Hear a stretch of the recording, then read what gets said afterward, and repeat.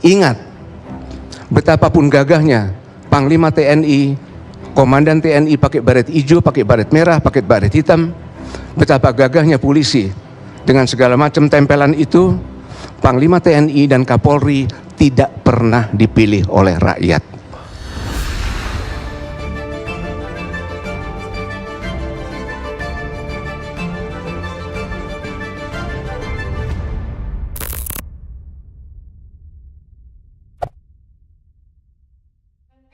Ada terorisme pada lingkup internasional. Terorisme pada lingkup internasional itu memang menjadi wilayah TNI, karena itu bukan wilayah hukum nasional. Tetapi terorisme yang terjadi di dalam negeri itu wilayah Negara Kesatuan Republik Indonesia merupakan wilayah yurisdiksi sistem hukum nasional. Sehingga semua ancaman yang datang dari dalam, termasuk terorisme, responsnya adalah penegakan hukum, karena awalnya adalah pelanggaran hukum. Dan tentara tidak pernah dirancang di negara manapun untuk menjadi penegak hukum. Saya berikan contoh, polisi itu dalam dirinya masing-masing, orang per orang, itu membawakan KUHP. Pada perapatan, kalau kita mengemudi mobil, kita menghentikan mobil lewat garis putih, polisi di pojok itu bisa meniupkan peluit. Peluit itu sakti. Peluit itu mewakili KUHP. Polisi bisa memeriksa kita. Terus kemudian menurut kewenangan diskresinya, kebijaksanaannya, dia akan menentukan kita melanggar atau tidak, atau kita melakukan tindakan itu karena tidak bisa untuk dihindari gitu. Itu adalah kewenangan diskresi. Tentara dikasih 10 peluit, tidak bisa melakukan itu. Tentara tidak punya. Tentara pada diri masing-masing tidak membawakan KUHP. Tentara bertindak dalam hubungan satuan. Dalam taktik satuan, tugasnya apa? Mengalahkan musuh. Jadi sebetulnya tugas tentara itu adalah perang, dan konstitusi telah memberikan kepada tentara fungsi pertahanan nasional, dan pertahanan itu sebetulnya adalah pertahanan untuk menghadapi ancaman militer dari luar negeri atau external defense gitu. Sebaliknya di dalam negeri kalau itu terjadi, maka dia adalah pelanggaran hukum yang responsnya adalah penegakan hukum, di antaranya Polri. Dan kalau kita mengatakan bahwa tindakan terorisme itu adalah tindakan luar biasa, extraordinary crime kah, serious crime kah, boleh saja kita membuat definisi terorisme. Apa itu terorisme? Mungkin dengan sadisme yang sangat intens. Tetapi sadisme yang sangat intens itu tidak menentukan bahwa institusi yang merespons tindakan terorisme itu dibedakan antara misalnya Polri dan TNI. Tingkat sadisme yang dilakukan dalam suatu pembunuhan akan menentukan sanksinya lebih berat, bukan institusi pelaksana untuk merespons. Sama juga dengan motif politik. Kalau ada motif-motif atau niat-niat untuk menjatuhkan pemerintahan yang sah dan makar, maka hukumannya itu diperberat. Bukan siapa, walaupun itu juga menyangkut keamanan nasional. Kita kenal di masa lalu, zaman Bung Karno itu banyak hukuman-hukuman mati gitu, yang formal, tapi juga mungkin ada juga yang tidak dilaksanakan. Jadi di situ mempengaruhi beratnya sanksi yang diberikan, bukan perbedaan siapa yang merespons masalah itu gitu. Kemudian latar belakang saya juga sebagai TNI adalah saya mungkin dikatakan membela TNI, mungkin juga status quo, tetapi kepentingan saya adalah saya menjaga kehormatan dan wibawa TNI. Saya tidak rela kalau atas nama kerjasama TNI Polri hanya ada 5 prajurit TNI itu ngekor kepada sebuah satuan Polri, dan di surat kabar halaman 1 dikatakan kerjasama TNI Polri. Kalau memang mau diberikan peran untuk TNI, berikan peran yang signifikan, berikan dia sesuatu tugas pokok, yang dia menunjukkan bahwa dia akan bisa melaksanakan, tetapi bukan untuk mengekor kepada Polri. Tapi pada hakikatnya, karena ini adalah fungsi penegakan hukum, wilayah dalam negeri ini adalah wilayah penegakan hukum menjadi domain Polri bagaimanapun juga. Tetapi untuk membawa TNI masuk ke dalam wilayah penegakan hukum ada caranya. Sudah cukup dalam undang-undang TNI, yaitu bahwa ada itu daftarnya, itu tugas-tugas TNI. Ada kuncinya, pasal terakhir itu, pasal penutup. Semua tugas di atas dilaksanakan berdasarkan keputusan politik Presiden. Itu.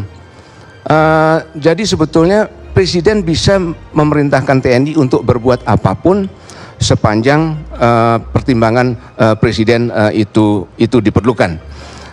Jadi di dalam demokrasi ukurannya bukan salah benar, keputusannya ini salah atau benar, nggak bisa dinilai. Dalam demokrasi yang dinilai adalah keabsahan. Apakah kewenangan yang menggerakkan TNI itu berasal dari pejabat yang sah punya kewenangan itu atau tidak? Walaupun itu adalah membuat MOU dengan kementerian lain, kalau itu datang dari Panglima TNI, salah. Karena Panglima TNI tidak berwenang untuk membuat keputusan politik bagi TNI.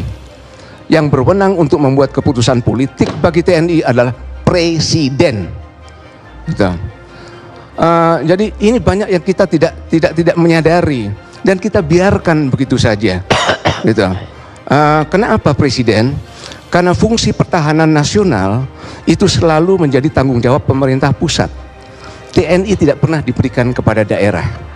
Gitu. Oleh karena itu, kalau ada tentara asing mencaplok Kalimantan Timur misalnya, yang kalah itu bukan cuma provinsi kepala daerah Kalimantan Timur, yang salah itu adalah seluruh pemerintah nasional Indonesia. Maka yang bergerak adalah pemerintah Indonesia untuk memukul kembali militer asing tersebut. Sebaliknya, masalah penegakan hukum dan Kamtipmas itu menjadi tanggung jawab pemerintah daerah. Di sini juga ada satu kelemahan yang kita abaikan, tidak pernah menjadi perhatian kita. Siapa yang bertanggung jawab atas keamanan di daerah? Pangdam? Bukan. Polda? Bukan. Kepala daerah. Jadi kalau kemarin itu terjadi ramai bom-boman di Surabaya, sebetulnya yang bertanggung jawab pertama kali ditanya adalah Wali Kota Surabaya. Ibu Wali Kota, kenapa sampai terjadi? Ibu Wali Kota, apa kebijakanmu untuk menghadapi ini semua? Korban mau digimanakan Ibu Wali Kota? Ini yang belum pernah dibiasakan.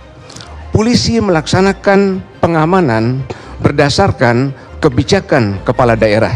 Mengapa? Karena kepala daerah itu yang diberikan mandat oleh rakyat. Dipinjami mandat sebagian kedaulatan rakyat. Begitu juga di tingkat nasional adalah Presiden.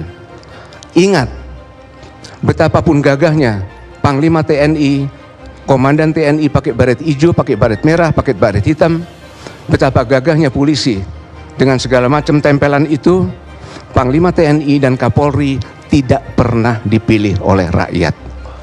Kedua adalah untuk perbantuan TNI kepada pemerintah sipil di masa damai. Itu juga sah atas keputusan politik Presiden. Ketiga, apabila ada peningkatan status tingkat bahaya, mulai dari tertib sipil, darurat militer, darurat perang. Mulai dari darurat militer, pemerintahan sipil hasil pilihan rakyat lewat pemilu diistirahatkan dulu.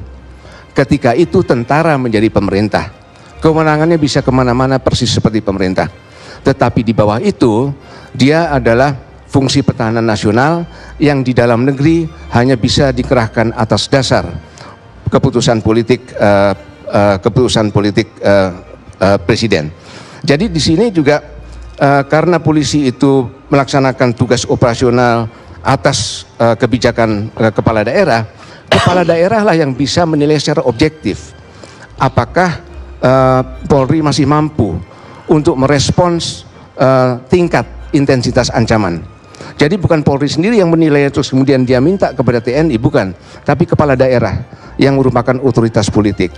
Setelah dia objektif menilai bahwa polisi tidak mampu, dia lapor kepada presiden.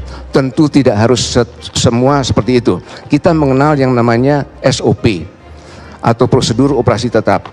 Prosedur operasi tetap itu adalah sebuah prosedur yang diletakkan, dirumuskan bagi suatu peristiwa yang berulang, sehingga nantinya tidak harus persis diikuti semuanya. Cukup titik-titik penting, dan itu sudah cukup untuk mewakili bahwa seolah-olah semua prosedur itu diwakili.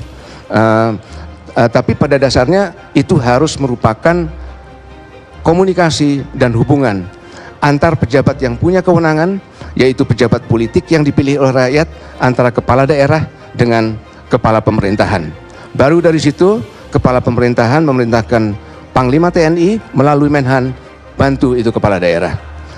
Jadi memang kembali ke dalam demokrasi itu yang berkuasa adalah pejabat publik yang dipilih oleh rakyat. Pejabat publik yang dipilih oleh rakyat akan selalu lebih sakti dari pejabat yang diangkat di dalam demokrasi. Gitu.